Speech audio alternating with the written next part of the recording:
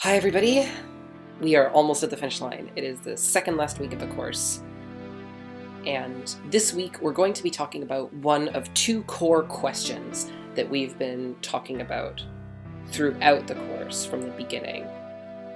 And that is, how do games create experience? So this is actually a research interest of mine. So this is one of the weeks that I've been looking forward to the most.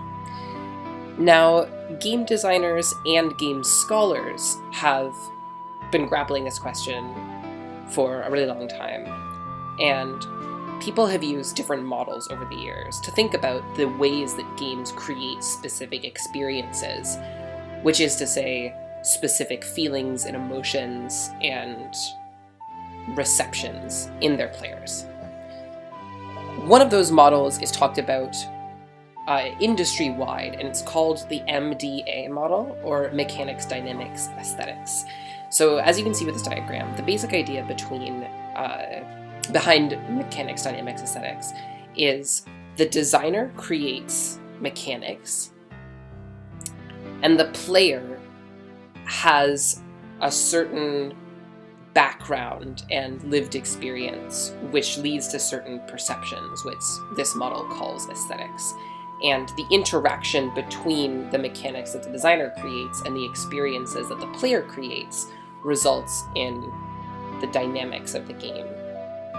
So this is one way, and it is useful for interaction designers to think about, but my issue with it is that it really privileges game mechanics and mechanical systems, and it doesn't think about issues like visuals or sound or narrative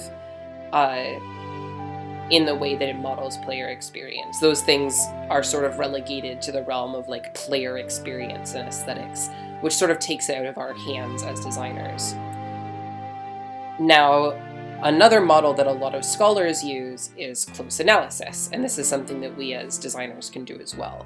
So you take one aspect of the game, let's say you want to focus on the game's narrative, or you want to focus on the specific use of visuals and color in a game. You take that one aspect and you focus on it, and you talk about and think about how it creates the experience that it creates. You can use inspiration, like look at other games within a specific genre. You can use different theories and ideas that are relevant to the kind of thing you're looking at. So for example, if you're looking at the narrative, you might talk about narratology and literary theory. And if you're looking at visuals, you might use art history or cinema studies as inspiration. You might use movies as inspiration to think about the kinds of specific techniques that are being used in a game that you're analyzing, or the kinds of techniques that you want to use in a game that you're making.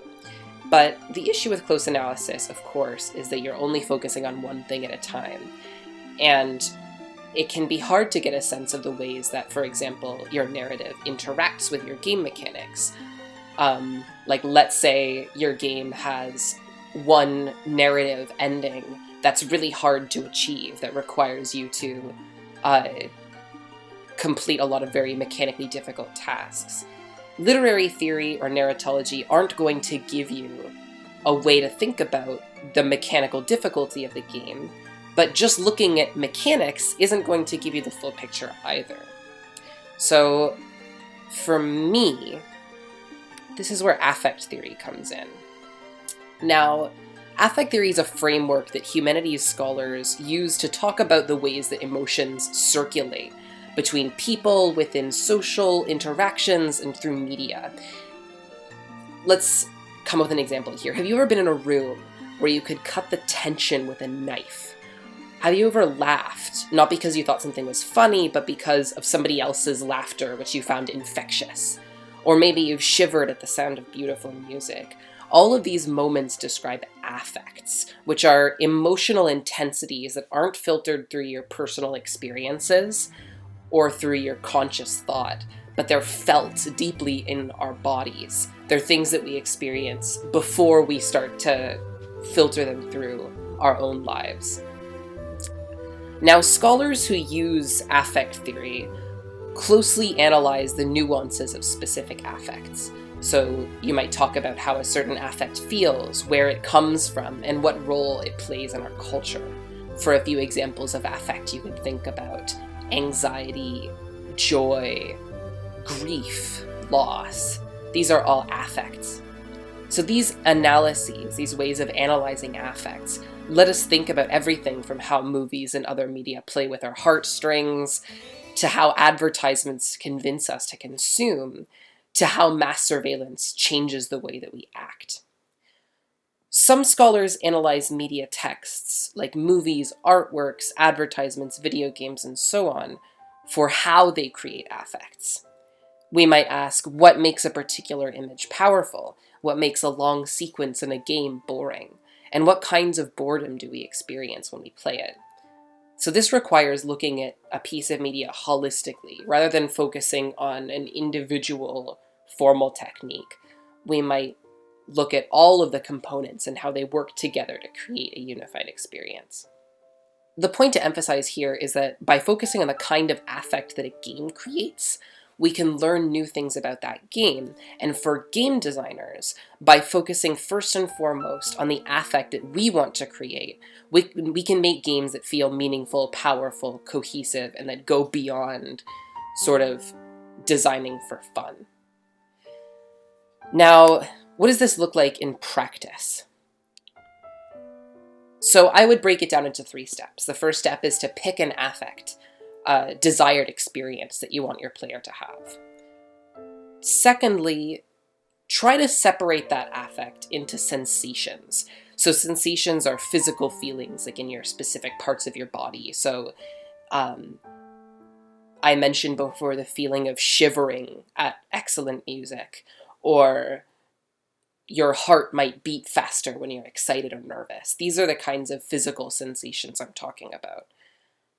So once you've separated your chosen affect, your chosen experience, into different sensations that you feel in your body, then you can find at least one, and preferably more, game elements, whether these are visuals, narrative elements, mechanics, sounds that help to create that kind of sensation. So here's an example, and this is a very classic one: fear. Fear is really easy to talk about from an affect theory perspective because the sensations that it creates are very specific. So, for example, when you feel fear, you might feel a building sense of tension or suspicion about things around you. Your heart beats faster, you feel pain in your chest. Your senses are heightened, you're looking around for the source of the fear. You might feel shock when something surprises you or startles you, which causes your heartbeat to jump. You might feel body horror. So if you've ever watched a horror movie where something really spooky happens to somebody's eyes or to their fingers, for me, when I experience these moments in films or in games even, I feel my eye really intensely, or I feel my fingers. I want to hold my fingers and make sure that nobody can hurt them. This is the kind of intense focus on specific body parts that fear can create, depending on the specific situation. Vulnerability and weakness. You know, when you're afraid, you feel in danger and you feel like you have a limited ability to act in response to the danger. And an inability to think clearly. When you're afraid, your mind is racing. You can't quite settle on a specific plan. Sometimes you act impulsively without really thinking through the consequences of your actions. Now let's take these sensations and separate them into game elements. So these are a few examples, and I think regardless of whether you're making a physical game or a digital game, you can imagine different game elements that might cause fear.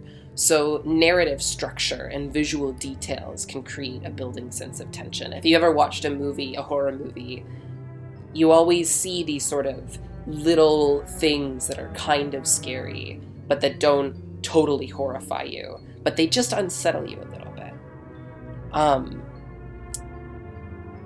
these things you can put into games as well. If you're exploring a game space, or if you have to draw cards, making your cards just slightly visually or narratively unsettling, or making mechanics not quite work the way that you expect them to. These all create a certain sense of tension. Shock. Jump scares in games are really classic. If anybody's played Five Nights at Freddy's or any kind of horror game, they usually involve the copious use of jump scares. But in addition to something jumps out at you and tries to kill you, you can create shock through the sudden appearance of visuals. Imagine drawing a card and the card shows something that you absolutely would not expect it to. Or if anybody's played trading card games, often the pictures are in these little boxes. Imagine you draw a card and there's a monster coming out of the box that comes through the entire card. This is the kind of visual experience that might create shock because you anticipate a certain structure that isn't there. Body horror. By just visually emphasizing one body part, for example, a creature that is made up entirely of eyes, or even this image, which is just a close-up of somebody's eyes, creates a certain sense of unsettledness in regards to the eyes. You worry what's going to happen to these eyes, and you feel more sensitive in your own eyes because of it. You can also create body horror mechanically in certain ways, right? By getting people to look at things without blinking, by getting people to use their fingers in certain ways. Making people physically focus on certain parts of their bodies can create this kind of emphasis on the body that body horror relates to. Vulnerability and weakness. This one is pretty simple, right? A lot of horror games don't allow you to fight against the monster. If the monster finds you and catches you, you're dead. So forcing people not to fight and to have to run away, or making people manage resources so that if they don't stay calm enough, then the monster will catch them, or if they can't manage the sounds of their feet, then the monster will find out where they are. These kinds of things.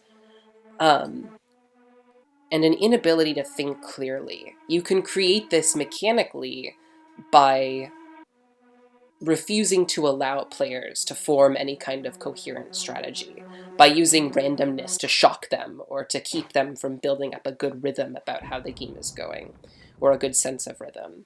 You can use bad odds, randomness, and time limits to make people feel like they don't have enough time to do everything they need to do to win the game. All of these kinds of game elements can work together to overall create a sense of fear. But the key is to think about whatever affect you choose as a set of different sensations. And then for every single game mechanic you add to the game, ask yourself, how does that mechanic, how does that visual element, how does that sound, how does that narrative contribute to the overall affective experience that you're going for? So why is this useful? For me, this model focuses on how game elements work together in a way that the other models kind of don't. It doesn't privilege mechanics over narrative, but it also doesn't privilege narrative over mechanics. It sees them both as elements that contribute to an overall affective experience. And it emphasizes the experience that we want players to have. In some ways, it's easy to forget about experience because you spend so much time balancing your mechanics, trying to create certain kinds of strategies and ideas, that you can forget that playing a game is about having a certain kind of experience, or entering temporarily into a world or a space where we can have a particular experience. So from a design perspective, I think thinking about games in terms of affects and sensations is a really good way to get at that core experience and to center it throughout the design process. And this sort of gets into the reading that we did this week, where Bo Ruberg talks about games beyond fun.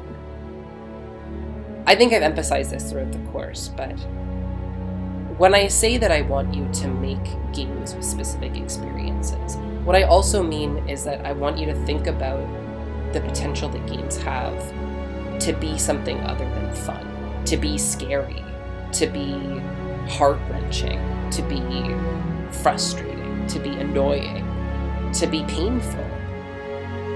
It sounds counterintuitive, but I'm sure that we can all think of a game-playing experience that we've had that was meaningful to us precisely because it wasn't fun, or because it was something deeper or more impactful than fun.